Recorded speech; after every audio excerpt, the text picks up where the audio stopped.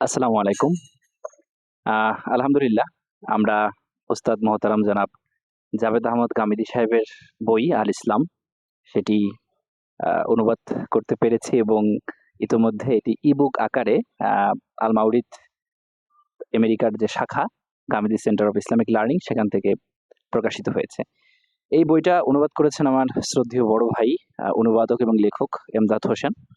এবং আমার হাতে যে কপিটা আছে বইয়ের এটা মূলত আহ, অনুবাদক এমদাদ ভাই তিনি সৌজন্য কপি হিসেবে কয়েক কপি প্রকাশ করেছিলেন বাংলাদেশ থেকে, সেটারই এক কপি। তবে আহ, এই বইটা আসলে এখনো ইবুক আকারই আছে এবং খুব শীঘ্রই এটা বাণিজ্যিক উদ্দেশ্যে আমরা হয়তো বা প্রিন্ট করব। কিন্তু যেহেতু আহ, বইয়ের মধ্যে ইসলামের কথা বলা হয়েছে, ইসলাম প্রচারের উদ্দেশ্যে বই লেখা এবং অনুবাদ করা, তো সুতরাং আমরা প্রথমেই যাতে মানুষের কাছে বইটা অনেক বেশি সহজলভ্য হয়, এই জন্য এটা ইবুক আকারে প্রকাশ করা হয়েছে। তো এই বই সম্পর্কে আমি সংক্ষেপে কিছু কথা বলবো। আসলে এটা বইয়ের রিভিউ না, কিন্তু এই বইটার একটা ঐতিহাসিক প্রেক্ষাপট আছে। এই বইটার মূলত একটা না, দুইটা ঐতিহাসিক প্রেক্ষাপট আছে এবং সেই বিষয়টাই আমি আজকে আলাপ করব। এই আল ইসলাম বইটা ওস্তাদ জাভেদ আহমদ গামিদী সাহেবের লিখিত। এটা মূলত তার রচিত একটা বড় আকারের, বৃহৎ আকারের বই, যার নাম হচ্ছে মিজান, আল মিজান। সেই বইয়ের সংক্ষিপ্ত রূপ, এবং কেন তিনি সংক্ষিপ্ত রূপ করেছেন সেটাও বলবো। তবে মিজান সম্পর্কে যদি, এর ঐতিহাসিক প্রেক্ষাপট সম্পর্কে যদি বলি, সেটা হলো যে মিজান এই বইটা মূলত আমাদের গোটা মুসলিম উম্মার জ্ঞান শাস্ত্রে একটা মৌলিক গ্রন্থ। এখন কেন এটা মৌলিক গ্রন্থ? মিজানের, ওস্তাদ জাভেদ আহমদ গামিদী সাহেবের রচিত মিজানের আহ, এই মৌলিক অবস্থানটা বুঝতে হলে আমাদেরকে একটু পেছনে যেতে হবে। শিয়া এবং সুন্নি উভয়ের বিষয়টা আমি একত্র করে বলছি যে গোটা মুসলিম উম্মার যে 1450 অথবা 1300 বছর বলতে পারেন, আরো এক শতাব্দী আমরা রেখে দিলাম হাতে। তো এর মধ্যে যে যতগুলো জ্ঞান শাখা তৈরি হয়েছে ইসলামকে ঘিরে, মুসলমানরা তৈরি করেছেন, তার মধ্যে অন্যতম হলো ধর্মতত্ত্ব, থিওলজি যেটাকে আমরা বলতে পারি। তো এখানে ইসলাম কি এবং ইসলামের একটা সমগ্র চিত্র ফুটিয়ে তোলা হয়। এবং ইসলামকে এ পর্যন্ত মোট আহ, এই উস্তাদ জাভেদ আহমদ গামিদী সাহেবের মিজান সহ মোট 4 ভাবে ব্যাখ্যা করা হয়েছে। এবং এই 4 ভাবের 4 ভাগে যে ব্যাখ্যা করা হয়েছে, এই ব্যাখ্যা বুঝতে হলে আপনাকে মোট 5টা বই পড়তে হবে। এবং শুরুতে যেটা ইসলাম কি এবং ইসলামের একটা সমগ্র রূপ উপস্থাপন যেটা করে, সেটা হলো সুফি ঘরানার বয়ান থেকে, এবং ইমাম গাজালির বই উলুমুদ্দিন। এটি খুবই বড় একটা বই এবং ইসলামকে এখানে পূর্ণাঙ্গভাবে বর্ণনা করা হয়েছে এবং সুফি দৃষ্টিভঙ্গি থেকে এবং একটা শক্ত অবস্থান থেকে বর্ণনা করা হয়েছে অবশ্যই।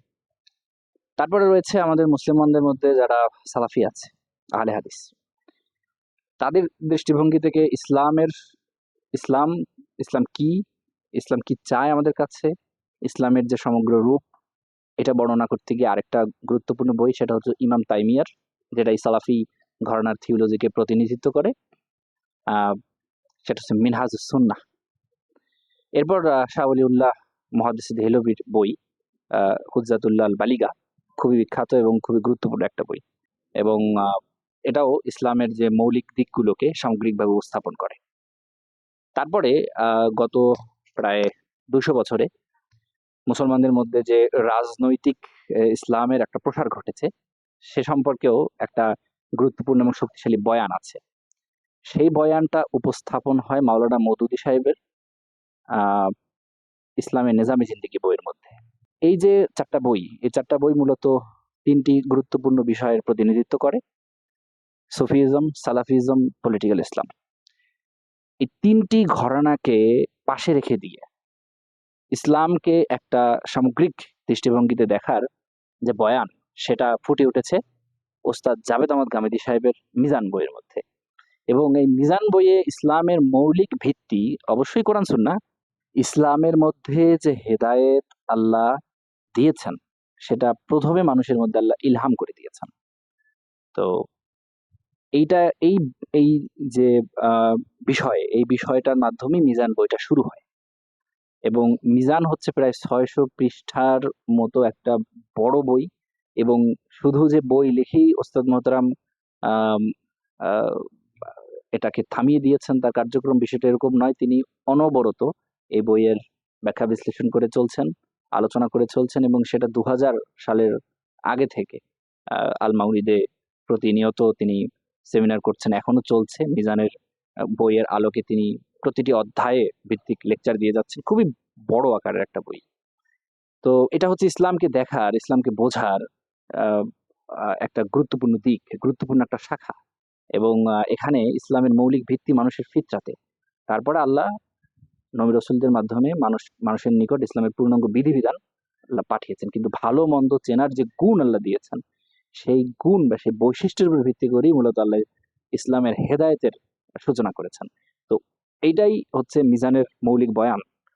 তো মিজানের মধ্যে আরেকটা যে মিজানের ঐতিহাসিক দিক বা গুরুত্বপূর্ণ দিক, সেটা হলো যে মিজান শুধু যে ইসলামের আহ, গোটা জ্ঞান শাখায়, মুসলমানদের গোটা জ্ঞান শাখায় একটা আলাদা বয়ান তৈরি করেছে তা নয়, সেই সাথে যুগ চাহিদার প্রেক্ষাপটে ধর্মচিন্তার পুনর্গঠনের যে দিকটা ছিল, মিজান সেটাও প্রতিনিধিত্ব করে এবং শুধু প্রতিনিধিত্ব করে তা নয়, পূর্ণাঙ্গ এবং বিস্তারিতভাবে প্রতিনিধিত্ব করে। আমি মনে করি যে এটা একটা মানে আধুনিক সময় যত কাজ হয়েছে তার মধ্যে তালিকায় শীর্ষে থাকবে মিজান। অনেক স্কলার আমাদের ধর্মচিন্তার পুনর্গঠন নিয়ে কাজ করেছেন, কিন্তু মিজান সবার শীর্ষে থাকবে মূলনীতির দিক থেকেও এবং মাসলা মাসাইলের দিক থেকেও। তো দুইটা প্রেক্ষাপট, একটা হলো যে ইসলামকে দেখারই দৃষ্টিভঙ্গি মিজান থেকে একটা বলতে পারি যে আমরা একটা শাখা তৈরি হয়ে গিয়েছে এবং একটা একটা শক্তিশালী একটা অবস্থান তৈরি হয়েছে। এবং আধুনিক সময়ের যে ধর্মচিন্তার পুনর্গঠন দরকার সেটাও তৈরি হয়েছে। সুতরাং যাই হোক, মিজান তো হচ্ছে একটা পূর্ণাঙ্গ বই। তো এই পূর্ণাঙ্গ বইয়ের একটা সার সংক্ষেপ হচ্ছে আল ইসলাম। মানে সাধারণ মানুষ যারা আসলে ইসলামের এত বেশি বিস্তারিত জ্ঞান অর্জন করার সময় সুযোগ কোনোটাই যাদের নেই, তাদের জন্য এই আল ইসলাম হচ্ছে একটা সংক্ষিপ্ত কোর্স। কোর্স সংক্ষিপ্ত, কিন্তু বিষয়বস্তু বিস্তারিত। অর্থাৎ ইসলামের সামগ্রিক দিক এটার মধ্যে উপস্থাপন করা হয়েছে, একদম পরিচয় থেকে শুরু করে কসম ও কাফফারা পর্যন্ত। তো মাসলা মাসাইলের দিক থেকেও এই বইটা শ্রেষ্ঠ সংক্ষেপের আহ, সংক্ষিপ্তভাবে। এবং ইসলামকে বোঝার যে একটা দৃষ্টিভঙ্গি আমরা আমরা আমরা জানতে পারবো এবং সেই সাথে ধর্মচিন্তার পুনর্গঠনের যে দিকটাও আছে। আধুনিক সময়ে আহ, আমরা যদি বলতে পারি যে নাস্তিকদের কাছ থেকে বিভিন্ন প্রশ্ন আসে, তারপরে হচ্ছে বা অমুসলিমদের কাছ থেকে বিভিন্ন প্রশ্ন আসে, এই প্রশ্নগুলোর যুক্তিসঙ্গত ব্যাখ্যা আমাদের দরকার, উত্তর আমাদের দরকার। তো সেটা মিজানের মধ্যে রয়েছে এবং মিজান আসলে এই উদ্দেশ্যে রচিত নয়। মিজান উদ্দেশ্য হচ্ছে ইসলামকে ব্যাখ্যা করা, ইসলামকে বোঝার উদ্দেশ্যে। কিন্তু ওই উত্তরগুলো চলে আসছে এবং সেটা খুব সুন্দরভাবে চলে আসছে। তো সেই মিজানেরই সংক্ষিপ্ত রূপ হচ্ছে আল ইসলাম, যেটা অনুবাদ করেছেন, আমি শুরুতেই বলেছি, আমার শ্রদ্ধেয় বড় ভাই এমদাদ হোসেন। তিনি একজন লেখক এবং একজন অনুবাদক। তিনি অনেক কাজ করেছেন, তার মধ্যে এটা তার একটা শ্রেষ্ঠ কাজ। এর আগেও তিনি অনেকগুলো বই অনুবাদ করেছেন, অনেক বড় বড় স্কলারের। তো তিনি গামিনী সাহেবের একজন বাংলাদেশি শিক্ষার্থী। এবং আমাদের সৌভাগ্য, আমাদের আমাদের টিম, আমরা যারা আছি, এমদাদ ভাইয়ের এই বইটা যখন অনুবাদ হয় আমরা পড়েছি, রিভিউ করার সুযোগ হয়েছে। এটা আল্লাহ আমাদের এই তৌফিকটা দিয়েছেন, যেন আল্লাহর কাছে আমরা শুকরিয়া আদায় করি। তো উস্তাদের একটা গুরুত্বপূর্ণ কাজ এটা এক হাতে করেছেন এমদাদ ভাই, তিনি নিজেই।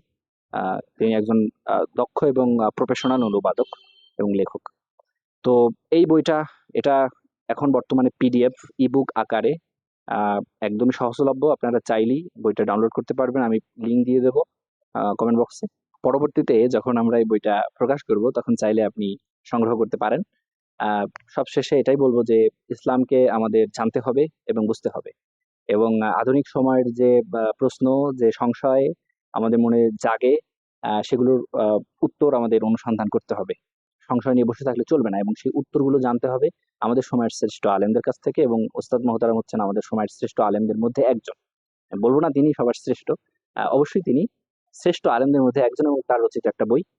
এবং একজন মুসলিম হিসেবে আর যারা ইসলামের জ্ঞান অর্জন করতে আগ্রহী, তাদের জন্য এই বইটা খুবই গুরুত্বপূর্ণ এবং খুবই জরুরি।